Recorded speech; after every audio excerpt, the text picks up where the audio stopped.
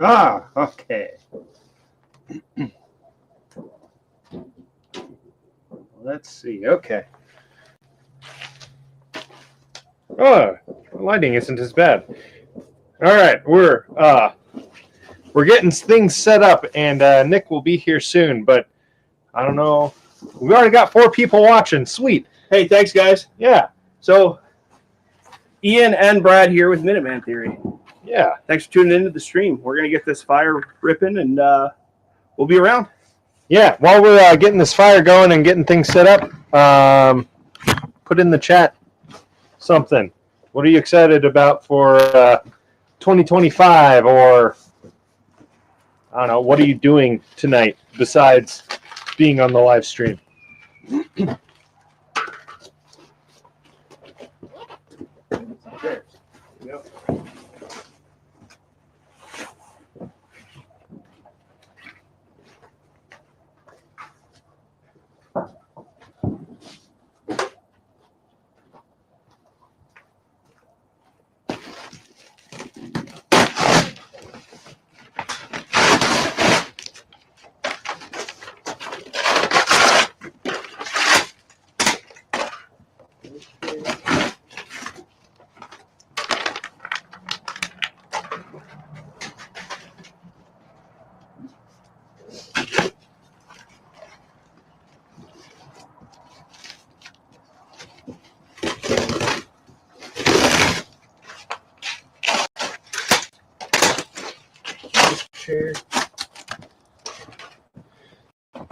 It's good to do what you're doing down there, Ian.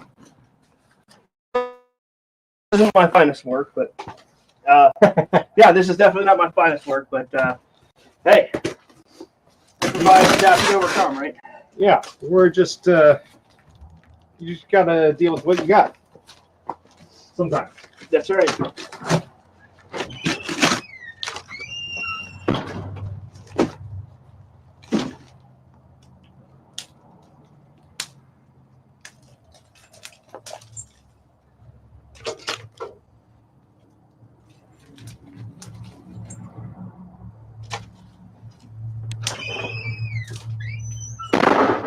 Did you grab your glass? I did, yes. Oh, I see. Okay. So today we're going incredibly old school. We're going to do some Swisher Sweets. Because that's what the gas station had. Because that's what the gas station had, yes. You know, when I was like 18, I would smoke Swisher Sweets, and I thought I was so cool. Then I had a real cigar and was like, all right, now the Swisher Sweets taste like dirt. So I am a Philly Blunt fan myself. Oh, yeah? Yeah. What we got going on in the chat there? Oh, Johnny 3806. Yes, that noise is us trying to start a fire. Can you guys hear us okay?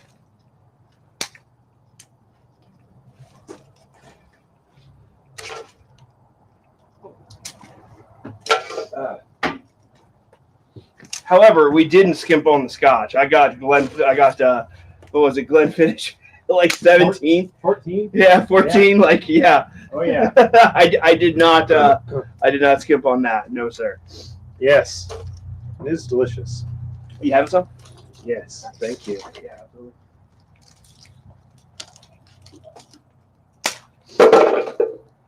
Can you get it lit? How about some Paul stories? We can definitely tell some Paul stories. Or I can tell some Paul stories. Yeah, I didn't know Paul. Yeah. All right. Later? Yes. Here you go. Thank you. You're welcome.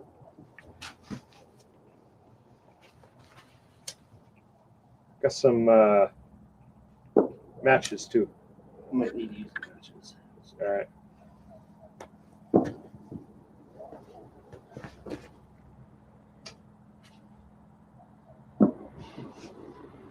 You know, I've got here. You got a torch, that would be like slick. You know, I was looking for my torch yesterday when I was working on the truck. I could not find it.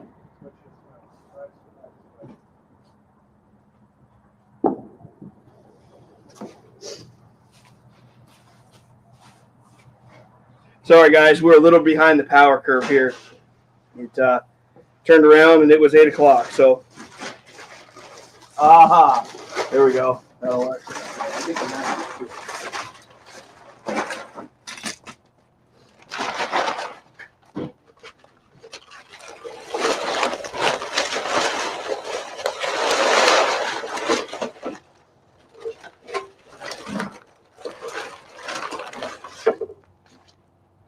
They might be able to do with that now.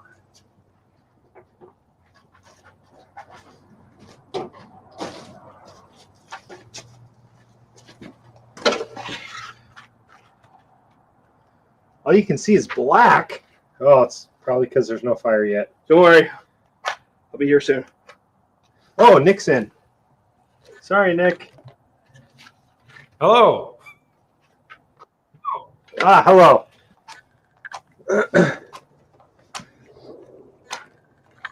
Nick, can you see I have light. what we're doing?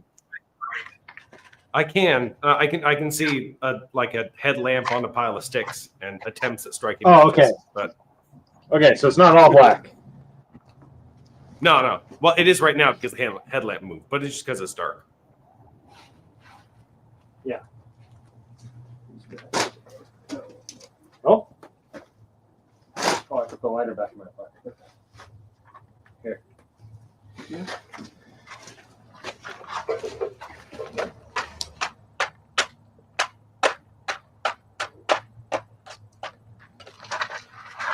Oh, you're right.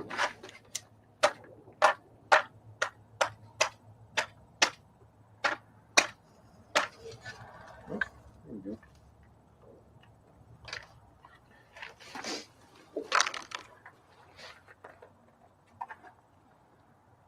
All right, so it begins. Sweet.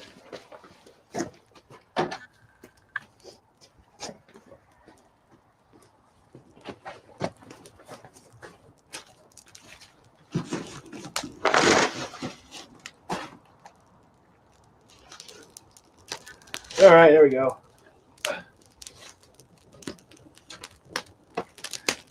All right.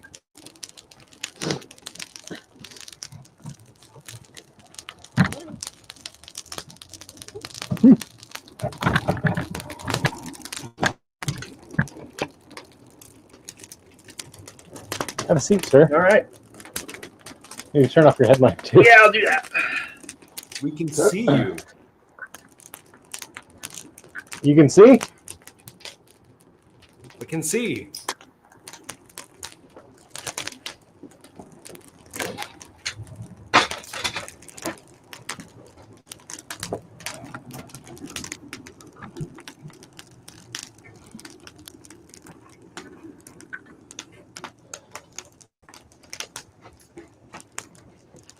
All right.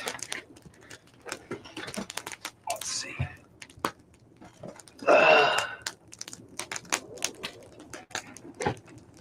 Okay, this is good Yeah, stuff. Yeah. All right. How are you doing, Nick? I'm good. How are you? Good. Do you have something to smoke? I do. All right. Let's. So today's episode is brought to you by Swisher Sweets and Bad Decisions, I suppose. Yeah, I don't recommend the Swisher Sweets, but yeah, and this is our first live stream. Yeah. Thought it would be a good way to end 2024.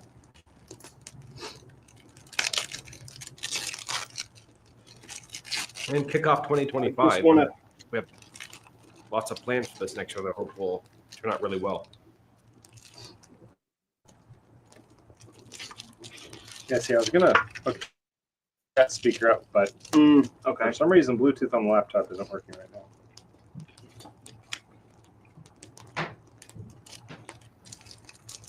God, that tastes like high school. Yeah, I might as well do it like I did in high school too. yeah, do it. These aren't nice, fancy cigars. You have to light the right way. Oh man. Woo. Take you back. Got it.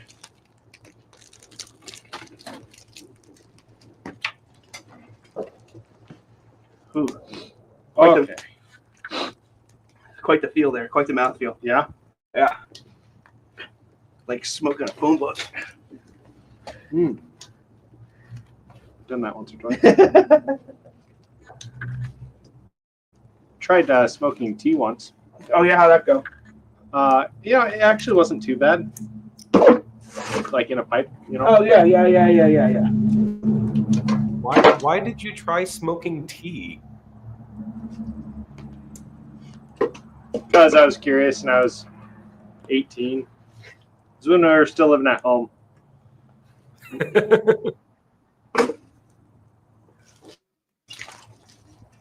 Uh-oh. Okay, since somebody requested it, we'll start out with a Paul Harrell story. I think a good one that always makes me chuckle is we used to do every single year we would do a Jubilee Lake camping trip. Jubilee Lake is in eastern Oregon, near Tollgate, Oregon. If anybody knows that area, and this trip was something that me and my friends we were doing every year, and I think it was the second or third year we were doing it. Is after Paul and I had became friends, and I invited him to come along with us, and he said sure. And or actually no, this might have been the second or third time he had come, because he ended up becoming a regular at that annual event. And Jubilee Lake is this excellent lake. It gets nice and warm in the summer, so you can swim and fish, and it's a ton of fun. So every time we go, Paul would always he loved swimming, at least whenever we were at Jubilee Lake, and he'd go and swim around and find different things. And this one year, he actually filmed a video at that camping trip too. This year, it is the nutrient survival food review video, where there's some other people in the video trying out the survival food. Some of it tasted good, some of it didn't. But anyway, I was running the camera, and there's a couple other guys, Nathaniel and Lance, that are in there. And Lance is a part of this story too. That's why I bring that up. So we're having a good time out on the beach at Jubilee Lake. Lance is fishing, and I don't remember. I think I was sitting in a tube just in the water, just hanging out. And Paul's swimming out there, and he had brought this little spear fishing doodad that he had built. So okay. it was like a tube with, I don't know if it was like a balloon or some sort of rubber, and he put like a crossbow bolt in this thing, and he could hold the back of it out the backside of the tube, and then he'd be swimming, and he had a way that he could release it, and it would shoot through the water. And he was messing with it. And he's like, okay, I'm going to see if I can get a fish. And so pretty soon he goes out and is swimming around. We don't see him for a while. Pretty soon he comes back and he's like, oh, hey, Lance, you caught another fish. And he handed Lance the fish, and we all got a chuckle out of it, because we weren't sure what the regulations were at the lake about spearfishing fish. But allegedly in Minecraft. And we got a chuckle out of it. But pretty soon, like 10 or 15 minutes later, he had gone out swimming again, comes back, and he's got another fish. And he's like, oh, hey, Lance, you caught another fish. And then he did it he caught 4 fish or something with that little spear gun. And, brought it back to Lance the whole time. And so then the the rest of the trip was like, oh yeah, Lance caught a ton of fish. And in reality, Lance only caught like one fish. But Paul had caught all his fish for him with his little spear gun thing. That was pretty good. But yeah, that's my Paul story. Nick, you probably only really have one Paul story, huh? Yeah, That- well, that that was time what we I was went gonna say. It's shooting? like I only met Paul once. Yeah, it was because Yeah. and then I don't know. We spent like half the day at the range, and again, for the first time me meeting him, like he was one of the kindest, most generous guys that I'd met. Like he was all about helping me, learn on the guns he brought, and he brought a whole arsenal for us to shoot. It was a grand time, probably the best time I ever had shooting. I don't have much hope for that fire. We can burn that whole box of mail. Okay. Though. That's burned mail. Okay. Yeah. What did he let you shoot? We shot a couple of pistols, 2 or 3 shotguns. I don't think we shot any rifles that day.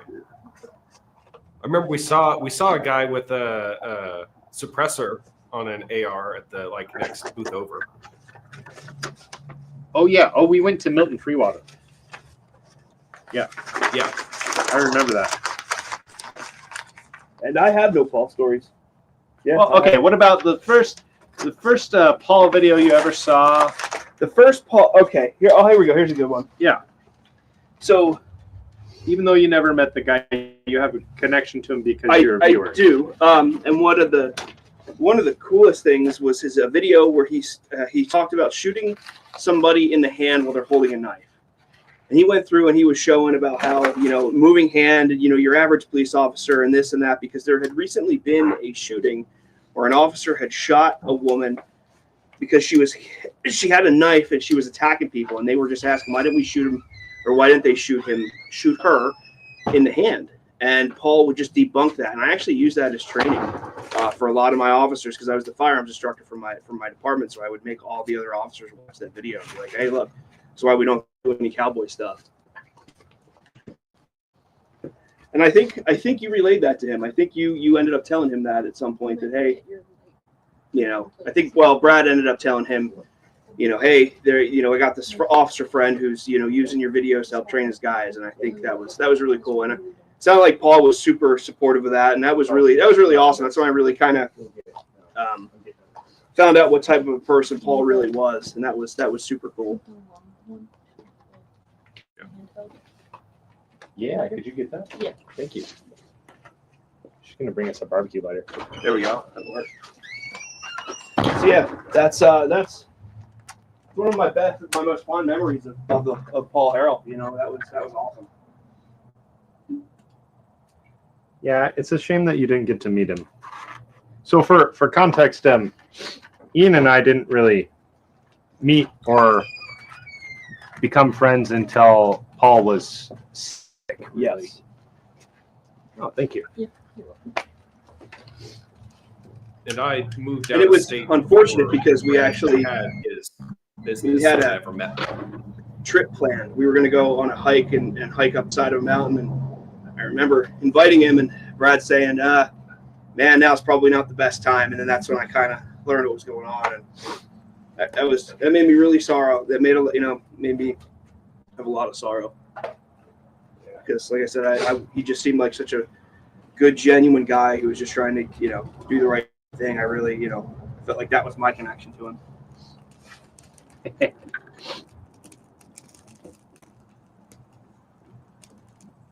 Iron Yim 92 says that's a cool story about spearfishing. Thanks, Brad. Nice to know he didn't give a damn about the regs. Yeah, I mean, Hell yeah. Yeah, and remember to follow all your local regulations. Yes, of course. Yeah. But yeah. Oh. But yeah, so the other reason that we're all here is because we wanted to really thank everybody for 1,000 subscribers. Man, that is fantastic. It's It's huge. We reached 1,000 subscribers, and that's like the first major milestone on YouTube. And we have to thank Roy because Yes, he allowed us 100%. to plug it on his video. It was kind of funny because he sent me the footage and was like, okay, put this together and get it uploaded and stuff. And he's like, oh, and there's a section in there for you. And I was like, okay. So I got to the part where he videoed the video where he introduces me, and I called him. I was like, what do you want me to put here? Like, what is right? Because I wasn't expecting that. And he's like, oh, whatever you want, what you do for the channel, whatever you want, and you can plug your channel and stuff. And I was like, okay, sweet. So yeah, thank you, Roy. That was an absolute. That was a solid. I can't be thankful enough to him for that, because that was definitely saw a quick increase in our channel subscription after that, and that's huge. I just hope that we can deliver. And I really hope that we can create. Yeah, as we go into content that 2025, people hopefully that we can. Yeah, really live up to that opportunity that Roy gave us. Yeah, absolutely. Yeah. I guess for those of you who are still in here, what would you like to see? What are some interesting topics that you think we could cover, or interesting things that you think would be in our wheelhouse, I guess? Yeah, I mean, because we have a lot of ideas for these videos. We actually have a spreadsheet that I've been terrible at keeping updated, but Me too. Yeah. But it's still there. it's still there. Yeah, so a spreadsheet with videos and kind of what we want to do. I Yes. think that. Go ahead, man. I was just commenting that the spreadsheet exists. Yes, it does. It does exist. Whether or not we follow it is a whole nother thing. But yeah, it does. Nick, I think there might be a little bit of delay. I feel like we keep talking over you by accident. Yeah, I think there is too. Do I need to back out and come back in, see if that fixes it or something?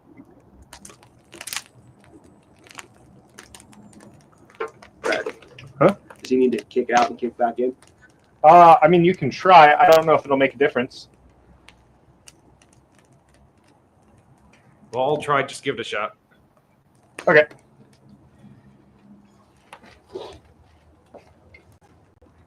Ugh. So when he comes back, he'll show up right down there, Okay. and you can click on him to add him back to the frame.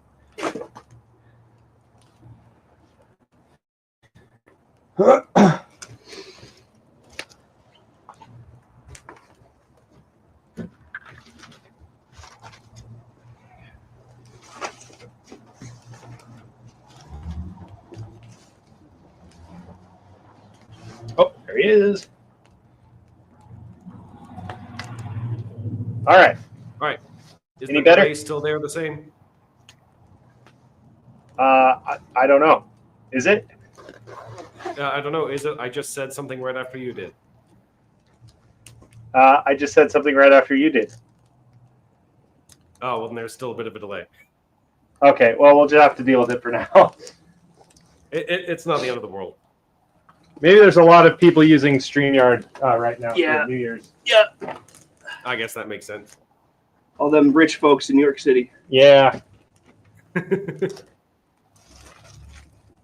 Oh, so Nick is a couple hours ahead of us, so he's closer to 2025. than we are, yeah. Yeah, you're living in the future, And, bud. yeah, man. It's 9:30 here.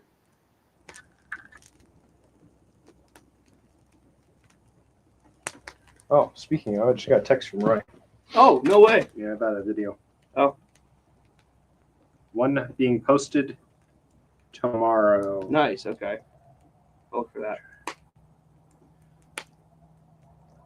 Speaking of posted, we never got that other podcast we recorded posted, did we? No, so we actually have. Well, That- I haven't actually been introduced really in any videos except for that one short that I did. Oh, yeah. Oh yeah, Yeah. that's true. Yeah, all right. Well, you need to get that one video filmed. I do. I have the script pretty much done. I'm hoping to have the footage to you by the end of the week. Yeah.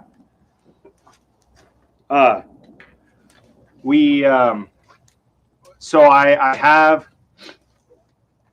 the podcast episode 2, which Ian and I recorded on a recent hunting trip, that the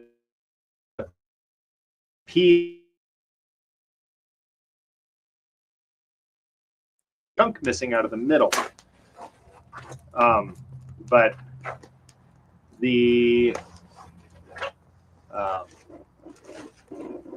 but I'm going to upload it anyway with just a little thing in the middle that says there's a chunk missing, unfortunately. But so I need to get that done, and then I need to upload the one that we all did, which is episode 3, and then we have a handful of videos that have been filmed, like the black powder cleaning video, the backpacking trip that we did this summer. There's a couple videos from the hunting trip as well. Yeah, couple of hilarious videos from the hunting trip. Yeah, of Ian trying to start a fire. And then there's also I have footage of Ian shooting stuff that I need to cut up into shorts. Yep. And then whenever you get some videos as well. So also, I'm subscribe to the Facebook. If add our Facebook. There's some content on Facebook that isn't going to be on YouTube. Just stuff of us kind of screwing around or different things like that. Things that don't actually make it to YouTube. But We're also, I'm going to try and get back into a routine of posting memes on our website. Yeah. And hopefully get into a routine of getting the articles going again on the website. Yes. But New Year, we that's got one of the things that we're focused on for 2025. It's really getting consistent, and now that we hit that 1,000 mark and have all of you guys interested in what we're doing, actually putting out consistent quality content. Yes. And it's now that we've hit that milestone, it gives me at least drive to push harder, and do more. It's hard we all have full-time jobs and we all have lives, but it's what is that? Oh, more light. Okay. Yeah. Since the fire isn't cooperating very well. Yeah, fire's not firing. Yeah. Next one, I'll go home and grab some.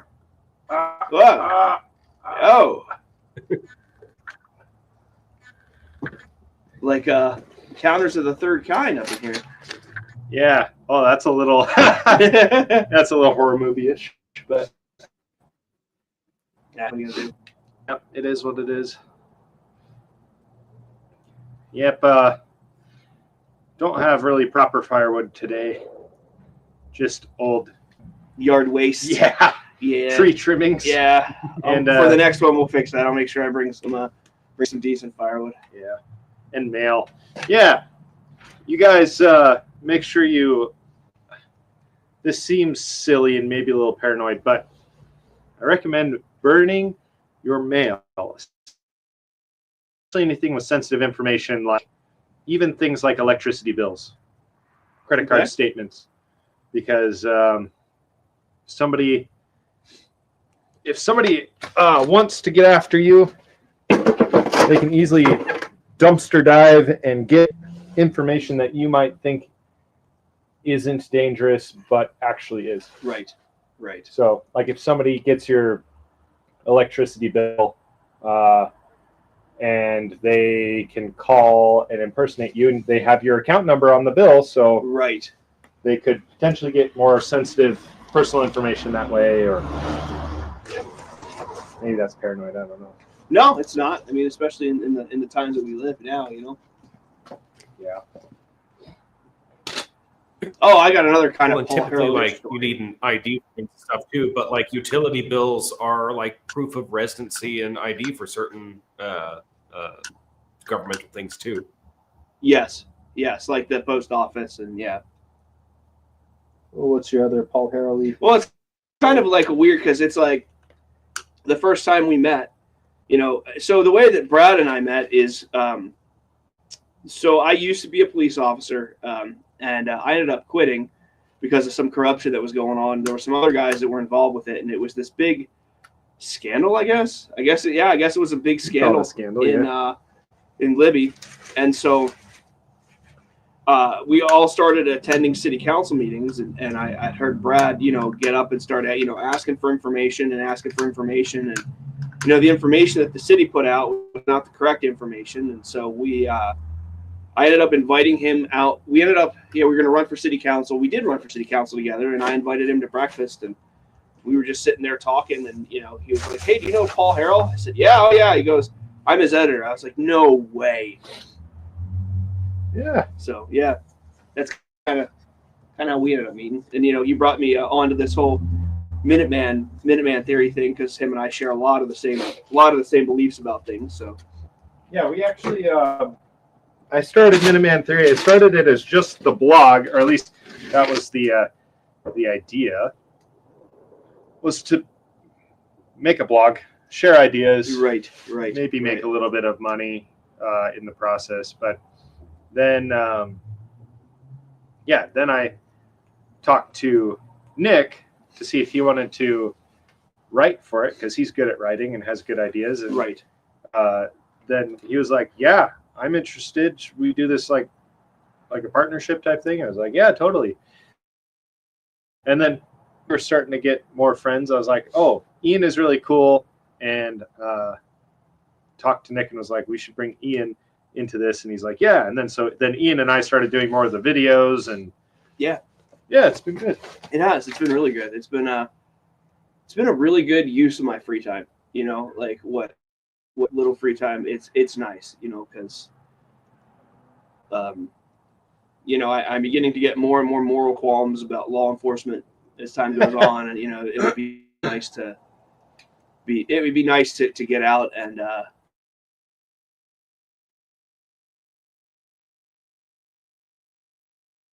it's teaching people.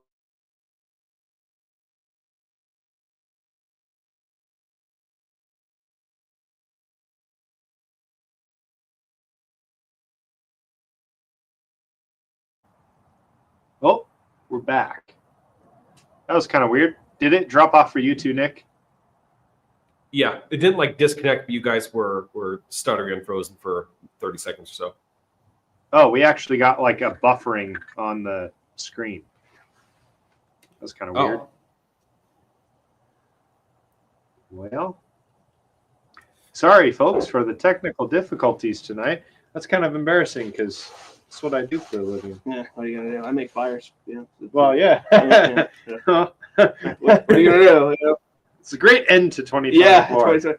Well, actually, so I was telling them, I finished 2024 with a bang. I ended up getting punched in the jail today and throwing a guy around. That was that was actually kind of fun. I mean, I'm not gonna lie. I'm not adverse to violence. Are you allowed to tell the story? No, not well. Okay, so I can say that an inmate.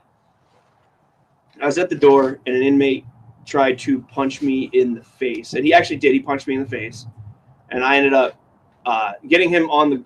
I assisted him to the ground, and he ended up in the hospital, and I ended up getting looked at, and everything was good. And then so that's that's the super broad strokes. I don't want to get into too much detail because it's a fresh investigation now. So yeah. Yep. How many? Well, I was gonna say, how many people do you think in the jail have actually been punched in the face? Inmates. The inmates. How many of the inmates have been punched in the face? Yeah, I could see bunch of them. Okay, I could see it being a lot of people. People who are in there are rough and tumble and get into fights easy. Yeah. But I could also see it the other way too, where they're in jail because nobody's punched them in the face before. That is true. No, that is absolutely true. No, there's not as many as there used to be, but I'd say there's at minimum 1-2 a month. And it all just depends. Yeah, and The that's school the other that thing. You got to realize being punched in the face is not the end of the world. You know what I mean? Like it's not. You gotta push past it. You'll get that initial, oh, I just got punched in the face. Then you got to do something. You know what I mean? You can't just let it happen. Yeah, it sucks, but I mean, you gotta push through it. You go back on that training, whatever training you've had, and use that. Because you've been punched in the face. Now what do you do? Like Mike Tyson said, everybody's got a plan until they get punched in the face. Yeah. I think the first school that person I worked that ever... at in go for it, Nick. on the south side of Indianapolis, the school I worked at was for it was a high school for kids that had been kicked out of their regular schools for drugs and violence and gang activity and whatnot. So we had, depending on the kind of dynamic of the students, we had a fight about every month or so and breaking them up. And I'll say, to your point, Brad, some of the kids will get punched in the face repeatedly and still not learn to like shut up and stop being stupid. So like some of those people have absolutely been punched in the face and still not learn any kind of lessons from it, other than maybe I should dodge faster next time. Yeah. They never actually dodge any faster. The first person that ever punched me in my face. Yeah, you probably had it coming. Well, yeah, but I punched him too. So I was gonna say, Nick doesn't seem like the type of person that just randomly goes around punching people in the face. But no, yeah, I definitely deserved it. I'm sure. So, Nick, what are your plans for 2025?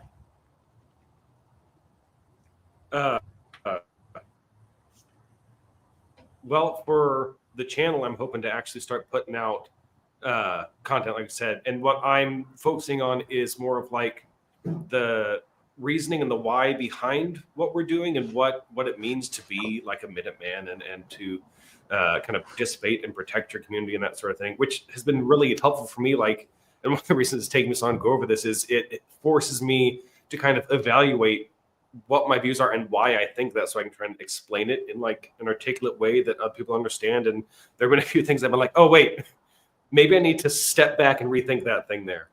But so I'm hoping to kind of consistently put out some more videos about that, so that we, you guys have done a great job talking about like some of these practical skills and some of the fun stuff. And then if we can also put out that why we're doing this and the reasoning behind it, then we can really push people in the right direction with those skills. As for personally, I got my first gym membership for Christmas, and I did my first leg day on Sunday, and I still hurt. Oh, yeah, man. That is awesome.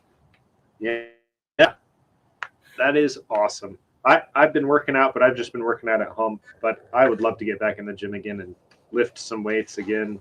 That's what I like doing. So I have been working out. I've been working out a lot, and I'm kind of, it's interesting. I turned 36. I turned 36 December 22nd, and right after that, I went to the doctor's office. Found out that I might have a skin cancer thing on my back, so I got that removed. Found out I have high blood pressure. I was like, oh great, I'm officially old. It was one of those things where it's like, oh, here we go. So I told my wife, not so much the physical part. I feel like I enjoy working out. It's one of my most favorite things. Like I take time every day to do it. Like it's not a chore for me anymore. It's something that I want to do, and I get annoyed when I can't do it. But on the other side of that, going to the doctor and actually eating healthier and stuff like that, that's where I need to make sure. Because, when I was in Iraq, I didn't think I was going to live past Iraq. I thought I was it. It was a death sentence. I wasn't going to survive. And here I am at 36 going, man, I should have probably talked to that 18-year-old and been like, dude, make better choices. Don't drink all that Jack Daniels and Red Bull and smoke, 2 packs a day and this, all that stuff. You wish you could go back and tell your former self. Yeah, but on one hand, you can't blame your former self. Right. Because, I can't imagine that war isn't stressful. No, it is definitely stressful. But yeah, at the same time, it's like, you're not thinking about the future when you're 18 years old. That is true. That is very true. I made some. Well, it's like when I got relatively, probably the fittest I ever was my 10 year in college, the rugby. never super into like exercise or sports or anything like that. And so then after college, I had a series of desk jobs, and then just kind of kept eating like I did in college. And I blew up to over 300 pounds. It was like 2 years ago, I think. I said, like, hey, I need to make a change. So I tried out that carnivore thing loosely. I'm not like super strict about it. And then I've dropped down almost 100 pounds now. So the fixing your diet, at least for me, has gone such a long way to getting from super unhealthy to at least where I can actually go to the gym and work out for an hour and not be dead after 10 minutes. Like, Right. Yeah. Going. Did I show you the picture of him before now? You did. Yes, you absolutely did. Yeah. Yeah. Absolutely amazing transformation, man. Yeah. I don't think I told you, Nick, but I sent that to a couple other buddies too, some buddies in Idaho, and they were very impressed and inspired. And one of them was so inspired that he has now been working out regularly for the past like month and a half. So. Uh-oh, I think maybe Nick's frozen. Oh, no, there he is. It's just that stupid delay. I didn't. It's because you're living in the future, man. You need to move out to Montana where we live in the past. Yeah. We just got this new thing. It's called the internal combustion engine. Oh, man, it's pretty awesome. And this technology. stuff called sliced bread. It's absolutely amazing. You don't have to slice your own bread anymore. Oh, yeah. Just get it pre-sliced from man. the store. Whereas here, we're close enough to Texas. There are Cybertrucks absolutely everywhere in town, especially because I live kind of on the outskirts of the hoity-toity part of Oklahoma City. So there are at least, I think, 5 to 10 Cybertrucks just that I see throughout the week. I've only seen one in real life so far. I've seen 2, and they were both in Sandpoint. I have yet to see one here. Well, I saw one on my way to Kalispell one day. Get out of here. Yeah, no way. Right around Marion. I want to know who has that much money here. That's what I want to know. Dude, okay. So Big Fork, let me tell you what. There was a job I did for a guy in Big Fork. Okay. That you wouldn't even be able to tell like from the highway. But you drive up his driveway and you get up there and it's like this compound, and the grass is like all perfectly manicured, and it's like these like types of houses you'd see in California. Really? Yeah, with like big, huge windows. Really? Kind of postmodern kind of architecture. Right. And then I looked this guy up after I got home, and he's like the owner of this big international like manufacturing shipping company. Yep. And it's like, oh, like you said, you wouldn't think, oh, anybody has any money, but that guy is definitely a multimillionaire, if not a billionaire. Right. So Cybertruck is a lunchbox with wheels. Yeah. Cybertrucks they're absolutely stupid. The stupidest one that I've seen in town is a metallic gold wrapped Cybertruck. I'm like, how much more can you scream I'm a douche than gold wrapping your Cybertruck? Okay, there is one cool one that I've seen, and this guy that I follow, he's another tech guy, and he owns a cybersecurity firm. His name's Dave Kennedy, and you can look him up. He's a big guy. He got a Cybertruck, and he got it wrapped to look like a Halo Warthog. Okay, that is acceptable. That is the only acceptable. Because that's what it looks like. Yes, that is totally 100% acceptable. I agree. Did he have a gun in the back? Because that would have been pretty even sweeter. No, but I've heard that somebody has done that. Okay. I've heard that somebody has put a Modus in the back of their Cybertruck. Acceptable. 100% acceptable. But I don't know who did it. Okay. Was it Brandon Herrera? Maybe. Does he have a Cybertruck? Maybe. I don't know. It's been a minute since He's in Texas, I don't know. Yeah. Everything's big and bold in Texas. Yeah, big and bold in Texas. Yeah.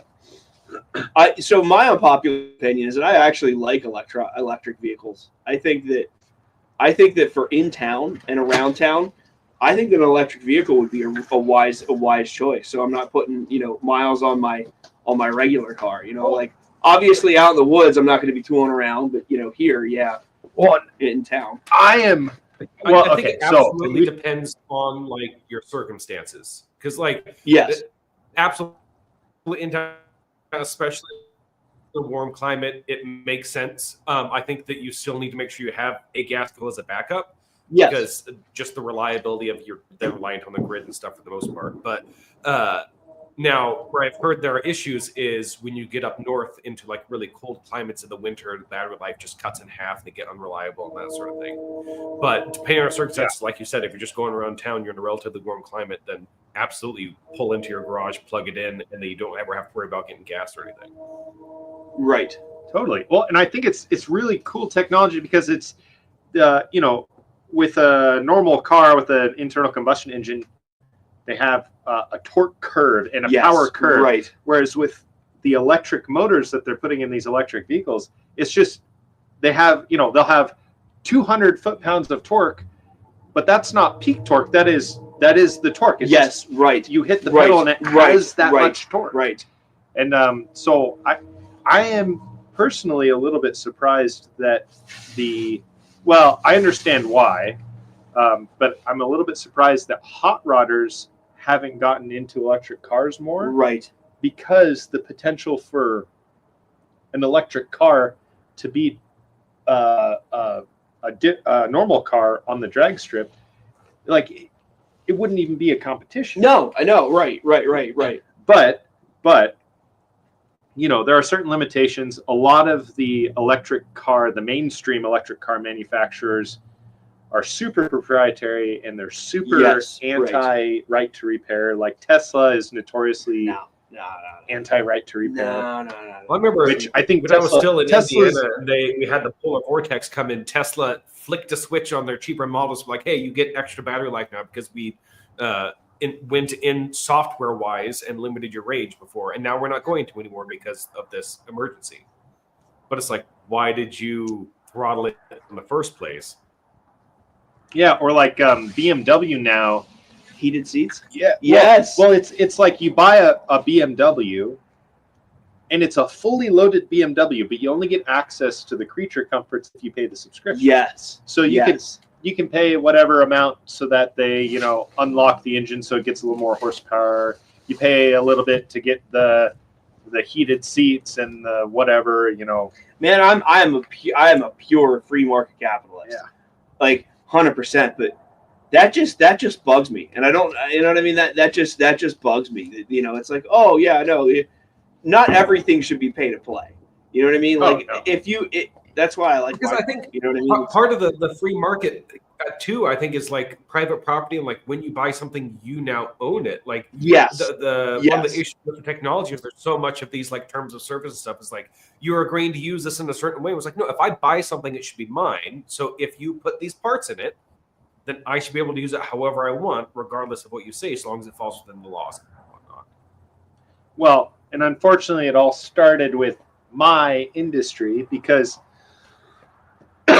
with software, it's really easy to sell somebody a license to use software rather than selling them the software itself. Oh yes, okay. So that's why Microsoft Word just kind of went to crap, because now you have to have the license to use. You don't actually have Microsoft Word. Well, but that's how it basically has always been. A product key is a license to use the software. Oh, no way. So it used to be that you got a product key that was good for lifetime. So like if you had Windows 98 right, and Microsoft Office 97 or whatever, your product key for 97 was good forever. Now it's, you have to pay us $100 a year or whatever, and you get the latest up-to-date version, so you don't have to buy the new one in the future. But again, that bugs me. Right. Oh, that bugs me. Right. And it's I mean, I'm guilty of it because it's a little bit different though. Let me defend myself. Because I sell IT services, and I sell it as a package, as a retainer. Yes. And so it technically is a subscription, but it's not like they have a license to use our services necessarily. That's not exact. That's not apples to apples, right? Right. I'm not giving them a product. Yes, right. That's retainer. You pay me, and I promise to provide these service to you ongoing, because you actually have to do something to help them with their service. It's not just here, I'm going to let you use this thing so long as you pay me. It's like, no, I'm actually going to intervene and help you manage this, right? That's how lawyers work. You know what I mean? You pay a retainer. Yeah, but I don't like lawyers. Don't compare me to lawyers. Hey, man, lawyers are a very... So, did I ever tell... I guess I haven't told the story about how I got into law enforcement. This is actually a pretty decent story. Yeah, tell me. So you need a refill? Yeah, refill. So, you want which one? I'll take the good stuff. All right. Not that I don't love Johnny Walker, but that's camp whiskey right there. Tell me when. When? Thank you, sir. All right, so when I got out of the military, I was super anti-police. I was not a fan of the police. I thought all they were doing was restricting the rights that I had gone overseas to fight for. You know, this, that, the other thing, and I went to college because I wanted to be a defense attorney, and that was actually what I studied. I was getting ready to go to law school, and I had a buddy who was a good friend of mine. We used to go out shooting all the time. He was like, "Hey, man, he's like, they just made me a reserve with the police department here locally." I said, "Get the hell out of here! Like, if they made you a reserve, they'd make me a reserve." He's like, "Yeah, they would make you a reserve." Like, I said, he's like, "Look, man," he's like, "Go on a ride along." He's like, and if you still hate, if you still hate the idea of law enforcement, no harm, no foul. But at least you did a ride along, and at least you saw it. I was like, all right, fine. So I go on a ride along with these guys in my local area, and it was the complete opposite of what I had expected. Like, the guys that I rode with were upstanding guys. 3 of them were veterans. They had all served in Iraq, and they were super cool. They were super friendly to me. They weren't assholes. They weren't standoffish. And I watched them work, and they genuinely seemed to care about the community. And it was at that point I was like, you know what? I said, I just decided that I think that law enforcement is the route that I want to go, because while there are bad ones, there are also very, very good ones. Guys who stick to the Constitution and know the law inside and out, and those were the guys that got me into it. And I'm still friends with them. I still think very, very highly of them. Now, have I met officers that I have thought very lowly of? Absolutely. You can't, but you can't judge all officers based on one, just like you can't judge everything based on one person, However, that being said, you as a citizen still know where your rights are and what to do in particular situations. It's funny because I was having a conversation with one of my buddies in the jail, and I was explaining to him what consent is, because there was a situation where consent got brought into question. And I said, "Hey, look, man, consent is, I give you consent to do whatever until I don't. And then as soon as I say I don't give consent anymore, you are done. Unless you have found something that is illegal and you can get a search warrant, you are done." He's like, "Okay, so like, what do you say when when you ask them for consent to search their vehicle and they say no?" I say, "Well, have a good day." And that's as far as it goes. And I said, and I always felt weird when guys would ask, "Could I have to consent to search your vehicle?" Well, no. And they would be like, "Well, why not?" That always irked me. I never have had a good feeling about that. That is always just like trying to get you to make guilt. Yeah, it's like, I don't like that. To exercise. You should just be like, it doesn't matter the reason. I said no. Yeah, that's exactly it. Like, I don't need a reason to carry a firearm. It's in the Second Amendment. Just like, I don't need a reason for you to not search my vehicle. Like, that was always weird to me. That always gave me the uncomfortable heebie-jeebies. It was like, why? Who cares why? Like, it's done. We put the plug in it. It's over. Yeah. So that was my conversation with him. And I'm sure there are a lot of other officers out there that think the same way. But yeah, it's like, why ask why? Like, who cares? It's the same reason as carrying a gun. Why are you carrying a gun? Why are you carrying a gun? It's none of my business. You carry a gun because it's your right. That's okay. The people that ask why, I would imagine, and you'd know better than me, but the people that ask why are the ones that they aren't there to like like protect and serve, as the saying goes. They're there to get you. They're there to find the people Yes, going bad right. and get them, not to Right. take care of the citizens that they're tasked to take care of. Right. And that was so basically, it was a weird scenario where there was an inmate that was brought up. He gave consent for something, and then when he got back, he talked to another inmate. The other inmate said, "No, tell him that he doesn't have consent." And then the other guy, the one who gave consent, was like, "I want to revoke consent." And the detention officers were like, "That's not my business. I have nothing to do with that." Blah blah blah blah. And I was like, "Whoa, whoa, whoa, whoa! Hold on, stop. Yes, you very much do." I said he told them he no longer has consent. I was like, we need to get a hold of that. The deputy who's doing the investigation, tell him to stop. He no longer has consent. That is a huge, huge, huge thing. Yeah. You know, and especially it makes it even weirder when they're incarcerated and then the search is happening in a completely different part of the building and there's no communication between the two. So it was always explained to me that if you're going to do consent, you have to have them right there with you at all times. Interesting. Yeah. So if let's say I want to search your phone, but you're incarcerated. I have to bring you up. I have to say, do I have consent to search your phone? You say yes. I go, okay. Pull it out. I'm like, okay, what's your PIN number? And you're like, XYZ. Perfect. Put it in. I start looking, and you're like, hey, wait a minute. No, I don't feel comfortable with this. Stop. Put the phone down and walk away. Now, what if they're incarcerated because they're a suspect in a murder, and you do that? You bring them up to search their phone, and you unlock it, and their background is a picture of the murder victim murdered, and then they say, "Oh no, I no longer have consent." At that point, you can get a search warrant. Okay. You get a search warrant. You go to the judge. You say, hey, here's what's going on, and you can get a search warrant for that. Well, because Okay. you had consent when you discovered the initial evidence, and then Yes, that evidence exactly. reached the probable cause for the judge, I would imagine. Exactly. And consent is one of the most contested things in court of all time. Because what is consent? Were you under the influence of alcohol when I asked you? Were you under the influence of drugs? Did you feel coerced because it was me and 3 of my buddies? Did you know what I mean? And that's the most contested. That DUIs and PFMAs are the 3 most contested things in court all the time. Yeah, I don't know. I would think so. You're saying like if somebody consented to a search while under the influence of alcohol, for example? Yes, they could argue that.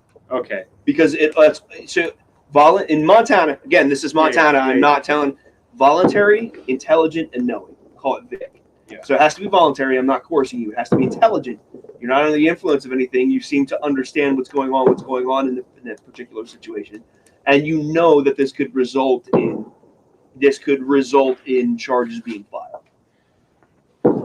I mean, I kind of get that, but at the same time, like, if you're under the influence and you choose to go with a vehicle and you run somebody over, you should definitely be responsible for that. And That's I the agree. decision you made. I agree. I 100% agree. However, there are completely legal ways around that. You know what I mean? Like, go get your search warrant. You know what I mean? It's not just. All I have to do is convince the layperson, which would be you. If I came up to you, I said, "Hey, look, here's my report. I need you to tell me whether or not I have permission to go search that vehicle." And you look at it, you're like, "Oh, that is weird. That is weird. I see where you're coming from with how weird that is. Yeah, you know what? I think you should search that vehicle because there's probably crime going on in there." It's a judge, but it's basically, you know what I mean? It's basically the same thing. And the other issue with consent is, like, if you go like to the extreme, you look at somebody who is like mentally incompetent, like they are unable cognitively because of brain damage or hereditary thing, they are unable to comprehend it, so they can't reasonably give consent. So if somebody under that condition, you could say, hey, they can't consent for themselves. Then if a substance brings them into the same condition, is it really that different? Or do they have the same rights as the disabled person to have somebody knowing or wait until they are able to comprehend in order to give consent? Yeah. Oh, whoops. What? No, everything got dumped out. Oh. Cybertruck. How many viewers we got going on? Oh, we got one. We got one. Sweet. How do you scroll all the way down? It is all scrolled all the way down. Okay. That's everything right now. Okay. First Oh live stream. no! Oh no! Oh no! Oh no! I'm sorry. That's all right. That's sad. I don't want to tie one on, but at the same time, 2024 is kind of been a bitch, so Yeah. 25 is going to be a good year. it is. I can already feel it. It's going to be, well, I hope I didn't just jinx it because there's a lot going on international. But You got a drink? Nick, do you have a drink? I do have a drink. All right, everybody. Here's the Minuteman theory. May it be prosperous in 2025. 25. Well,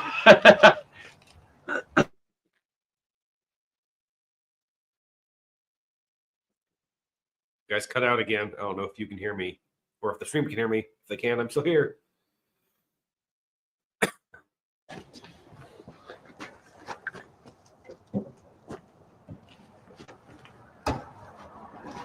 and we're back. It did that buffering thing again. oh, buffering away. And what are you See, smoking as today, soon as you Sir guys went to take the drink, it just froze. Uh-oh. That's not foreshadowing. I found another place that had the Rocky Patel 1990 vintage. This is a torpedo, though. I haven't had it in this style before. That's one we had when we were up at the mountains. Yeah, that's Yeah. one of my favorites. Yeah. Yeah, nice. It's That's the good. only Did you finish cigar your that like, Swisher I Sweet? remember its I- name. I because couldn't. every time I go back couldn't. to it, I there actually was have some absolutely nothing wrong with it. I better enjoy it cigars every than that. time. Oh, no, I'm okay.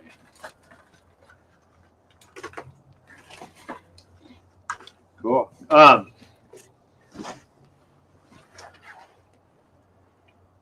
So should we talk about our idea that we're gonna do, or should we keep that under wraps? Should we keep that a surprise? I think we should keep that. Yeah, I know what you mean. Stuff. Okay. Stuff. I think Okay. we should just be like, ha ha, and people. I Ah. guarantee you, people are gonna be like, oh my god, that's awesome. Yeah, I hope so. Yeah, Well, yeah. And I actually had an idea. We'll talk about that later. I Yeah. had an idea about we could do an entire series about stuff with that stuff. But I'll talk. Yeah, I already have a name for it.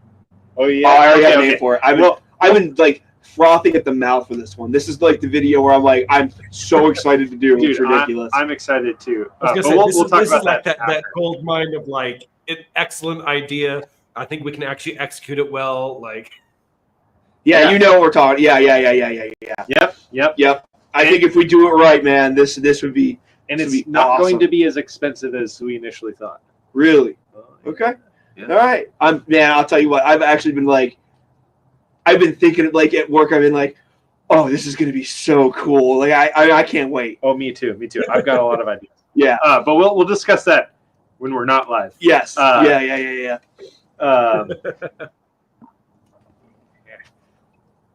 But yeah. I think the other thing that I want to do is I want to start, along with firearm stuff, I want to start teaching some survival skills. Yeah. I think I want to make fires and how to make shelters and Yeah, I think that would be good. And I know Roy is getting into some of that stuff too. And really, yeah, okay. so Okay. I was just talking to him on the phone yesterday, and I don't want to give away his No, but no. he's talking about doing some kind of survival trips and stuff. Hey, man, let's do it. Yeah, Let's do it. So I think that'd be fantastic.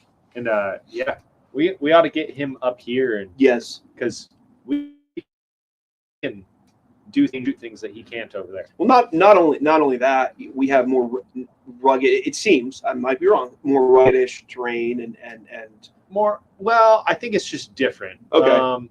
I don't know, maybe more rugged okay. and more extreme in certain ways. Yes. Right. Right. But like yesterday, we were it talking on the also phone. depends and we on talked about- where you go. Like, if you were to go over to the Cascades, it'd be plenty rugged and plenty extreme there. It's just a few hour drive. But Yeah, and he's over. I also don't want to dox the guy, but No. he's over on the other side of the mountains in Oregon, and so it rains a lot over there, and so That's why it was raining in basically every video that Paul ever did. uh-huh. Okay. So- okay. it But yeah, Roy is. I would love to do a collaboration. Like, Yeah. I think that'd be amazing. Yeah. Like survival stuff. Well, yeah. and he's talked about, because I invited him. I was like, you can come over here whenever, and Yeah. and he said that he might. But he was talking about on the phone yesterday. He was saying, building a fire can be pretty hard because it's just so wet over there that you try to find dry tinder just to start your fire, Yes. and you can't find anything Yes. Yes. dry. And so you have to have certain things over there that you don't necessarily have to have like here in the summer. Right. Don't let this fire fool you. I actually usually know exactly what I'm doing. This fire is my fault. We'll just put it that way. When you have real firewood and not fresh. Yes. But there's and I can Yeah, man, I think that'd be fantastic. That'd Yeah. be a really cool. Because I'd love to bounce ideas off of him, and I think that'd be fantastic. yeah. Well, and he's got a law enforcement background, and so you Yeah. guys could talk shop a little bit. Yeah. And, yeah. It'd be really interesting. Yeah, speaking of, I got a story. All right. I went backpacking once in the Olympic National Forest Okay. in Washington. Where's your lighter? Oh. Lighter? Remember there's a story Oh, that'll fire. I was keeping it warm. Ah. Is that out of fuel? Oh no. It's just there's a. Anyway, was backpacking the Olympic National Forest, and I was with two other people. And the first night went really well. It was clear skies. It was beautiful. But the next day, it was pouring down rain. And we moved. We had set up in one spot and camped the night. Then we went to another place. And we started hiking in. And after we started hiking in, it started just dumping rain. And we were like, okay, we need to just like stop, set up camp here, because otherwise we're going to be soaked. So the other problem is two of us brought hammocks with no rain flies. They're underprepared. Yeah. But the third one had a tent. Okay. So we were planning on just kind of putting up the tent and cuddling. And so while they got the tent set up, the other two of us tried to start a fire and could not find anything dry. And so what I did was I collected some standing dead stuff that was, maybe between an inch and a couple inches around, and cut it into small pieces and then split it open because it would be dry on the inside. And then you could, make like feather sticks and stuff that way.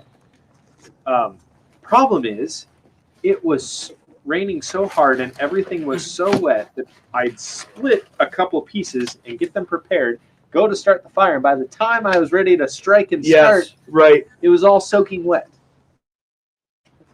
And by the time the one member of our party got the tent up, we were all soaked all the way through to our underwear, like completely soaked.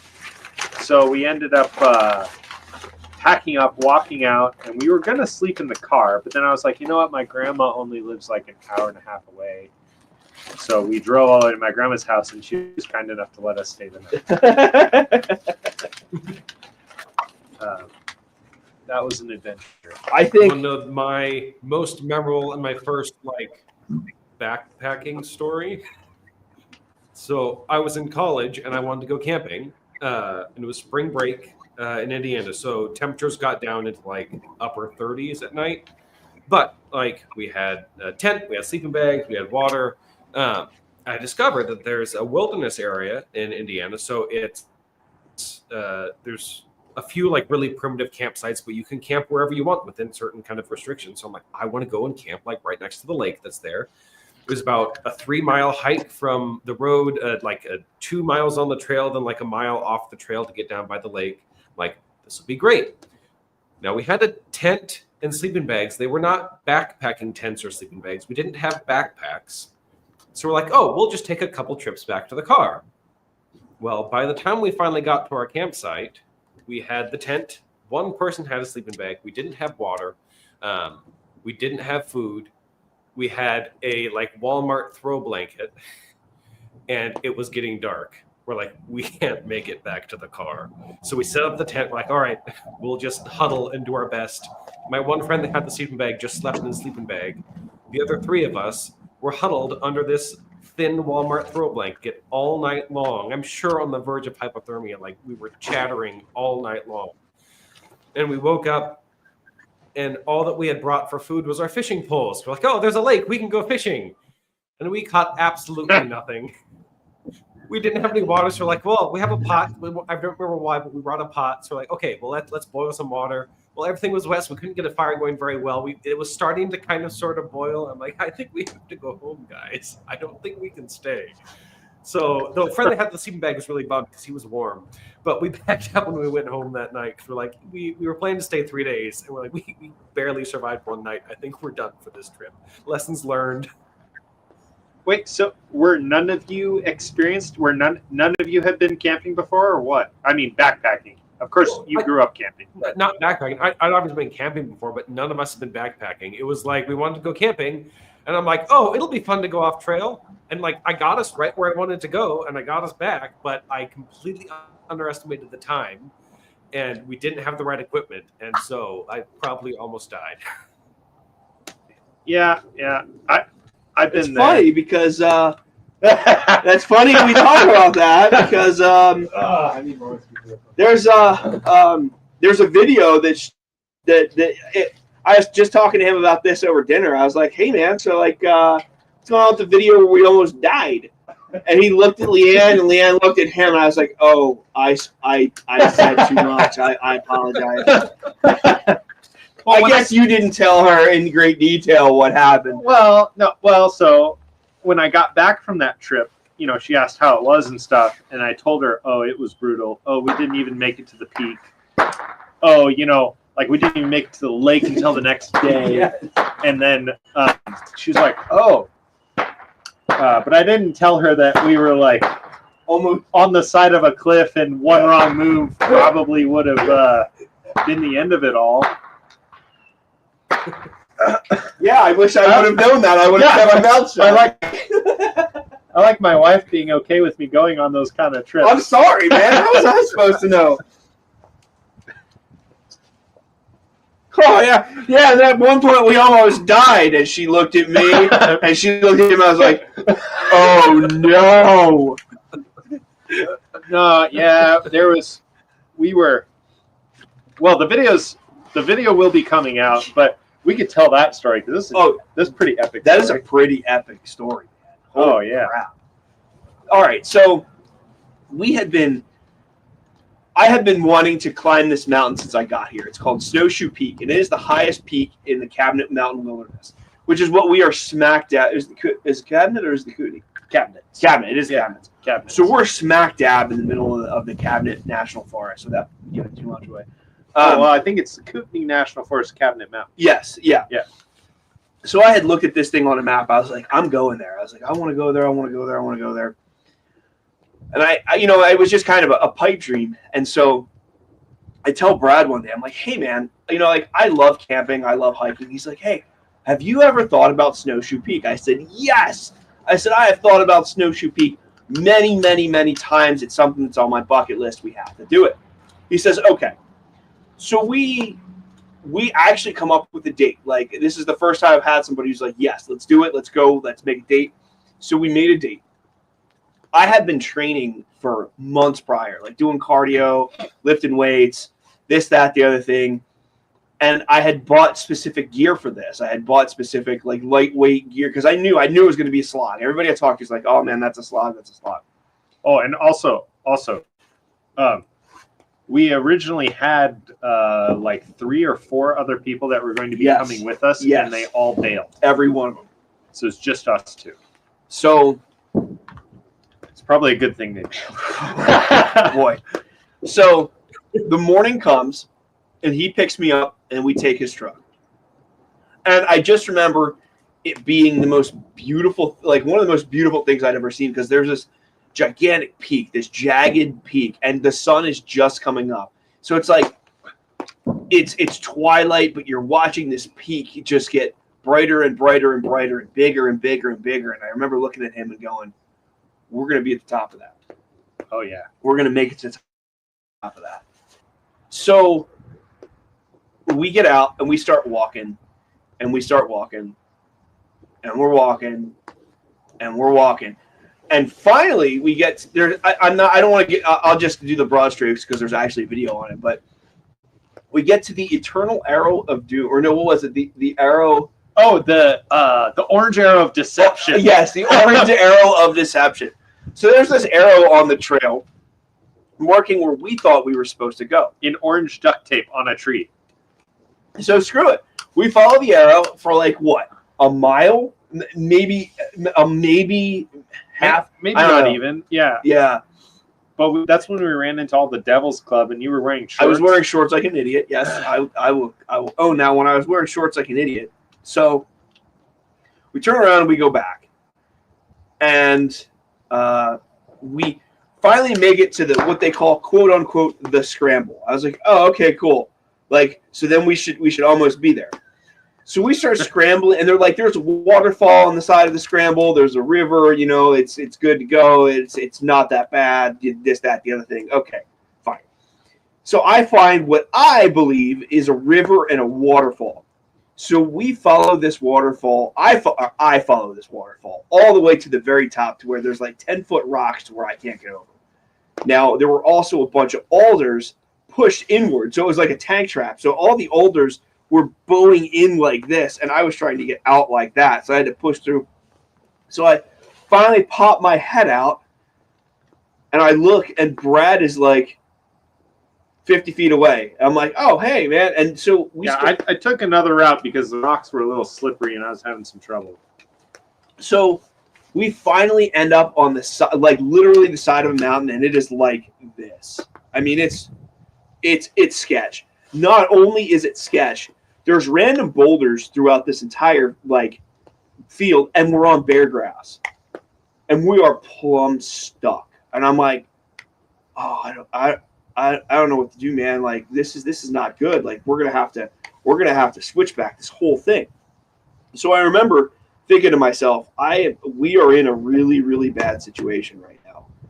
I don't know if I can call for help, and I happen to look down and my radio's gone. I'm like, oh, we are 100% on our own right now. Like it is up to us. Like if one of us gets hurt, it's probably going to be a death sentence because it is. So we're trying to switch back our way up and down this or up this thing, and it's like it is. We're slipping, we're falling. And every time you fell, it was like, oh no, here it is. You know, and I probably fell 3 or 4 times, and every time it was like, well, I mean, this is it. So we finally get to like, I don't know. We were so lost at that point that it was like, I looked at Brad. I was like, hey man, it's gonna start getting dark soon. Like we need to make camp, and we couldn't make camp where we were. Like we were running low on water. We were running low on everything, and it was like we need to just make camp and call it for the night because the sun's going down. So we end up finding this little like island of trees and just threw up our hammocks and boiled up some water and went to bed. Well, I'll let you take it, Oh yeah, yeah, and by the time when we set up camp and went to bed, the sun was going down. So we had been hiking since sun up. We had got up to the trailhead like as the sun was coming up. Yep. So this hike was only supposed to take like 6 hours. Yeah. According to the stuff that we read. And we had been hiking for like 15 or something. Yep. And then we only had, by the time we went to bed, we only had like half a liter of water between the two of us, which is not enough. No. Because we still didn't know where we were. I had the map, and we kept looking at the map, and I was like, well, the lake should be just around this knob. And I was fairly confident, I knew where we were on the map. My land nav skills aren't that bad. But here's your drop boy. Oh, thank you. I don't know how that made that in there. And then, so we go to bed. We had some food and went to sleep. Woke up the next morning, and I got up, and I could hear water in the distance. And like I said, we only had half a liter between the two of us. So I was like, okay, well, we need water. So I'm just going to go try to find where that water is running and bring back some water to camp. And then, we'll look at the map again and try to find our way to the lake, which is where we were going to make base camp to make it to the peak of this mountain. But anyway, so I tell Ian, I'm like, hey, man, I'm just going to go take a quick hike, see if I can find where that water is. I'll be right back. And, I took my little tiny day pack with me with, like a snack. And that was it. I left all my equipment back at camp. And I kid you, like 20 yards from where we were camping down, and I found the trail. And I was like, you got to be kidding me. We were this close to the trail the whole time. Because what had happened was that scramble that Ian had talked about, we had gone the wrong way, and we ended up off the trail. And so we were completely lost. We were like, well, we know it's up and that way. So we just kind of went up and that way. But we had lost the trail because everything was so overgrown. We had never been there before. The map we had really wasn't that great. It was not. The trail on the map, the trail ended way back, like 2 miles away from the lake. So I found the trail. I was like, oh, the trail, it sounds like it's going in the direction of the water. So I hiked the trail for like 10 minutes, and I walked upon the lake. 10 minutes. We were 10 minutes away from the lake. But, we didn't know that. If we would have known that, we would have just gone to the lake. But, Yeah. So I filled up my water bladder. I went to Ian. I was like, dude, you are not going to believe this. The trail is just right there, and we're like 10 minutes walk from the lake. And so at which point I look at him and I say, okay, all right, so what we're going to do is we're going to put our packs on. We're going to get to the lake. We're going to throw our packs off. And then we're going to scramble to the top of this mountain because we're already behind. We're already way behind. I throw my pack on, and immediately I'm like in so much pain. I'm like, oh, God, no. And I look right at him. I'm like, I'm not making it to the top of this mountain today. It is not happening. Yeah, and we when he said that, he's like, yeah, we're going to make it there, and we're going to just go for it. I kind of was like, okay, maybe. But in the back of my mind, I was like, I don't know, man. And then, because the peak was another, like, 1,000 Oh, feet. yeah, that was another, that would have been another complete scramble. Yeah. So we made, I think, the wise decision. Once we got to the lake, and we just relaxed. So we had planned a 3-day trip. Yes. 1 day in, initially it was 1 day into the lake, set up camp, relax a bit. Second day was we were going to make it to the peak and then, hang out at camp. And then the third day was we were going home. And so it ended up being, we didn't even make it to the lake the first day. Hell yeah. Firework.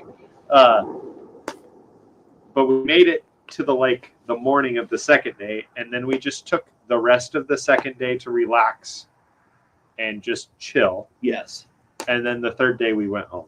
And I'm not going to lie, the third day was still a slog. Oh. Like, that was an absolute slog. Oh, yeah. But in the middle of us, like, fighting, like, basically to survive, we had finally found the lake, and we were like, okay, we're going to relax.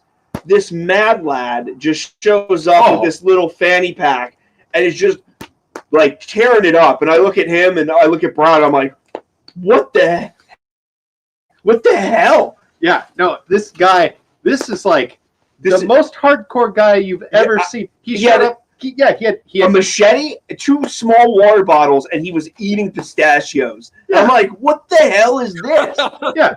And like Ian said, he had like this little fanny. I mean, it's bigger than like your normal fanny pack. Yeah. But it was only like it had like a pouch on it like this big, and 2 spots for water bottles, and he had two like maybe half-liter water bottles. Yeah. And a machete, and he had like a wide-brimmed hat, and he just walks up. He's like, "Hey, what's going on, guys?" We're like, "What the hell, man?" Yeah, and he walked out to the lake and he filtered some water. He filtered some water into his water bottles and came back. He's like, "Yeah, I was just." We're like, "Hey, man, like, You what want are you some up food? to?" Like, yeah. Yeah, he's like, "Oh, I was just taking a day hike up to the lake," and we were like, It was literally out of a scene where it would be he's like, the clearly little made kid, that hike takes the many times escalator. before. "What was that?" He's clearly made that hike many times before, I'm sure. Hey, whatever, man. But it was literally like a scene from a movie where, all these guys are slogging it up the side of a mountain when there's an escalator that we completely missed. Yeah. Like. Well, okay, and also to be fair, our packs were like, we had 30 to 40 pounds. Yeah, 30 to 40 pounds. Yeah. Of equipment we were hauling, and he had like, 3 pounds. Yeah. So. Yeah, like I said, I looked at him and I looked at Brad. I was like, and then I remember looking at Brad going, "Well, I hope he makes it down for tonight." Like, because it was later in the day. Yeah, like he showed up at like 5 or 6 o'clock at night, and up in the mountains it gets dark pretty quick. Yeah. So yeah, he must have. He must have hiked out at least part of it in the dark. Well, we didn't find a dead body, so I think he made it. Yeah, unless something ate him. Yeah, that's true. There was that vehicle parked down by the truck when we got back. Yes, there was. Nobody was there. Doesn't necessarily mean anything, but yeah. So that was our brush with death. That was fun. Yeah, and exciting. Oh, hello. Hayits says, "Hi, I follow Paul Harrell." Well, nice. Thank you for following Paul Harrell. Yes. Thank you for following us. Yeah, and thanks for hopping on our live stream. Yeah. Like I said, man, we'll never ever even be anything close to Paul, but I think it'll be awesome to just get some information out, kind of do our own thing. Definitely. Yeah, the world lost a good one. He did this last year. Yep. But yeah. Yeah. I think that's the biggest takeaway about Paul is that, what I mean, just get that good information out there, be humble, Definitely. Yeah, if you like Paul Harrell, you might want to watch the recording of this later. The very first part of this recording, I told a Paul story. So, if you're a Paul fan, you might like that. We are. I think we're running up on time, though. Yeah, we are. We're running out of time. So, probably feel like ending it here. Yeah, why not? Hey guys, I want to wish you the best year possible. Get out there, do something, learn something new. That's what we have a fresh start. Let's focus on ourselves, our fitness, and learning something new. Times are rough. Things have gotten progressively weirder. Just make it your mission to learn something and better yourself in something, every day. Yeah, and not just your body too, but also your mind. Make sure you're training both. They both complement each other, and I personally, anyway, I feel as though you have to train both at the same time. If you train one and not the other, you can't train them to their fullest. Yes. So yeah. Oh, thank you, Hayits, for the follow. Yeah. Happy New Year's. Nick, what do you have to say to close this out? Balance. Yes. Balance. I Yes. think just great 2025, and like you said, it's if you just focus on the physical or even like the practical skill, then you have the how, like you have all this ability, but if you don't have the reasoning and the why that you've developed and cultivated those values to kind of drive you in a positive direction, then at best you're kind of useless, and at worst it's not very hard for somebody else to use what you've cultivated to their will, not your own. So like we've said, you need to train yourself in both your weapons, your mind and your sword, so that you can use both when they're needed. Indeed. Well, thank you all for joining us. We are going to we're going to ring in the new year with our families. So that's why we're cutting it here. We recommend you go do the same. And thanks for watching. Hey, Happy New Year, everybody. Happy New Year. And we'll see you all around. Happy New Year.